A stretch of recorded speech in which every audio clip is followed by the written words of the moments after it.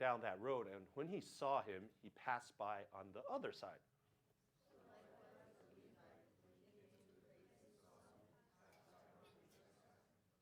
But a Samaritan, as he journeyed, came to where he was, and when he saw him, he had, everybody say this word? Compassion. Should I underline that? Okay.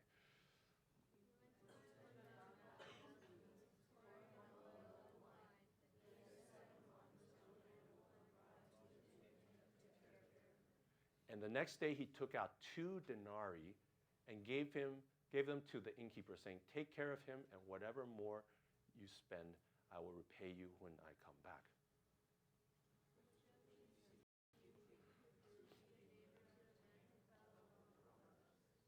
He said, "The one who showed him mercy," and Jesus said to him, "You go and do likewise."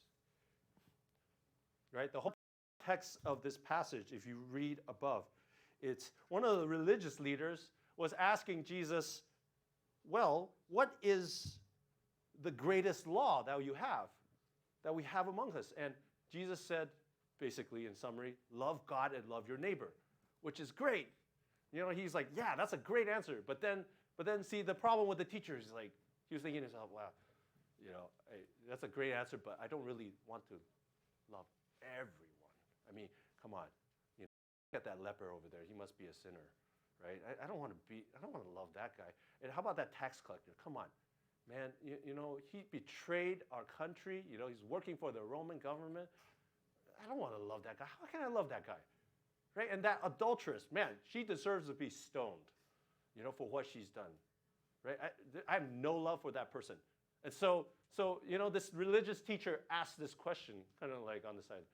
Yeah, so could you define who my neighbor really is? Right? And Jesus knows what's going on. Jesus is like, come on. Seriously, it says what it says, right? But okay, I'm going to tell you a story. And so he tells this story. And, you know, this story just makes the priest and Levi look bad, right? But it's a scathing, critical remark about the attitude that the priests and the Levites and the religious leaders had back in the day. Because here is a man half dead. Why would you not save him or do anything, at least call for help? But you know what? The priest comes and says, oh my gosh, something bad happened. But I don't want to touch this guy because I don't want to become unclean. Maybe someone else will help him. He walks around, right? Notice it says walks around, doesn't just walk by. He goes all the way around, so he makes sure he won't like step on his blood or something, you know, because there's probably like blood splatter and stuff, right? And he's just like, okay, I'm going to go around, you know, avoid all this, right? And the Levite does the same thing. And the sad thing is these two people, they're religious leaders. They're supposed to know the heart of God. They're supposed to know the heart of God. They're supposed to know that God is a God of love. God is a God of mercy. And that, you know, when you see someone in need, you help them. And somehow that didn't register. And here comes a Samaritan. A Samaritan himself, he's an outcast. He's like a half-breed. He was rejected. This is a guy who, according to the Israelites, he worshipped in the wrong place because, you know, Samaritans couldn't worship in the temple. And probably his theology might have been a little off, but he worshiped God. And here's the thing. This Samaritan understands God's love and God's compassion more than the religious leaders who are supposed to understand God's love. And that's what this story is all about. Jesus is like, you know, who's your neighbor? Right? Who's really your neighbor?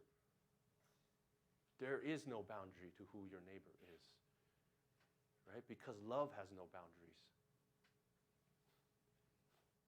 Right? Even if that other person believes something different from you. Even if that other person is in sin. Are you willing to have compassion on them? Or do you see them as unclean? Push them away. Right? That's the warning to the church. That's the warning to us, right? As a church, you know, we can so often be full of ourselves in the sense that, man, you know, we see ourselves on the right side of things all the time. We're in the right, We're the ones with the correct belief. We're the ones that are on the way to holiness, and it's unfortunate when we talk to unbelievers sometimes we come off as like holier than thou kind of. Like we make them feel like, wow, I'm a sinner, man. I can't be around you.